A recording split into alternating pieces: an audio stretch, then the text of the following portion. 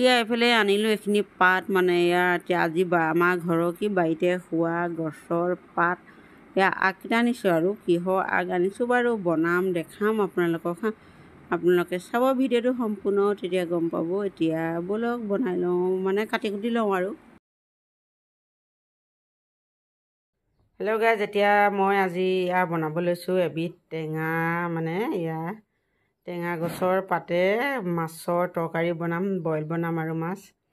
কি টেঙা পাত ক'ম বাৰু পাছত হা।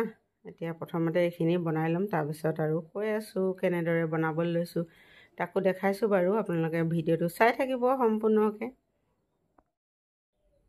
এইখিনি কি গছৰ পাত বাৰু আপোনালোকে কোনোবাই চিনি পায়নে? যদি চিনি পায় তেতিয়াহ'লে কমেণ্ট কৰি জনাব হা।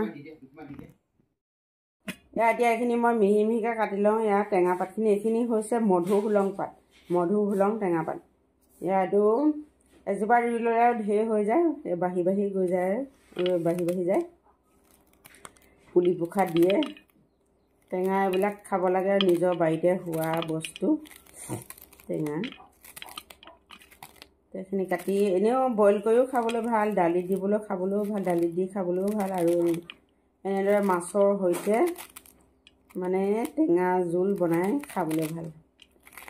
আপোনালোকে যদি খাই পোৱা নাই তেতিয়াহ'লে খাই চাব পাৰে। নামটো হৈছে মধুসোলং বুলি কয়, মধুসোলং এনেকুৱা।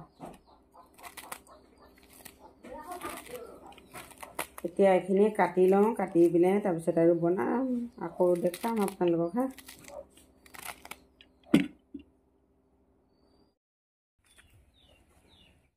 মই আহিছোঁ এতিয়া বাৰীলৈ মাছখিনি দিবৰ কাৰণে, মানে আৰু এয়া নৰসিংহ পাত দুখিলামান বোলো নিওঁ।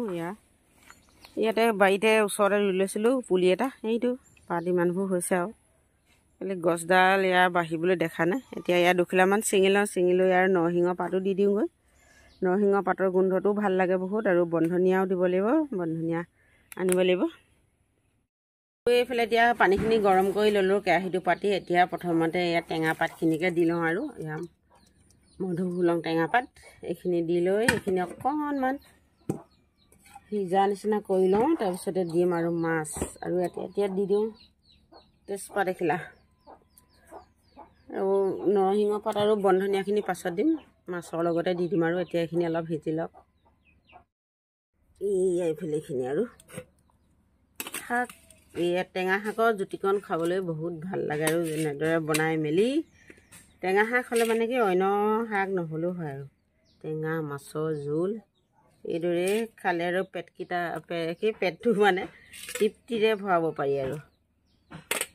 এতিয়া ইয়াতে আদা ৰচুন চব দিয়া আছে, বেলেগ মা মছলা নিদিওঁ, আৰু বইল মাছত আৰু কি মা মছলা দি খাব হয় নহয়। এতিয়া এইখিনি উতল আহিব আৰু তাৰপিছতে সিজি যাব। এতিয়া ঢাকনটো লগাই দিওঁ। এয়া ঢাকনটো লগাই দিম, আৰু দিয়াৰ পিছত আৰু হৈ যাব, মাছ সিজি যাব। আৰু ইয়াতে আৰু ভিডিঅ'টো সামৰণি মাৰি দিওঁ। কেনেকুৱা দেখিলে মোৰ আজি টেঙা শাকৰ জুতিকণ আপোনালোকে কমেণ্ট কৰি জনাবলৈ নাপাহৰিব হা। ভাল লাগিলে লাইক এটা কৰি দিব, বন্ধুবৰ্গৰ লগত শ্বেয়াৰো কৰিব, কমেণ্ট কৰিব, আৰু একেবাৰে লাষ্টত ছাবস্ক্ৰাইব এটা কৰি দিব, আৰু কাষতে থকা বেল আইকনটো দবাই দিব। বাই বাই, আকৌ লগ পাম অন্য এদিন।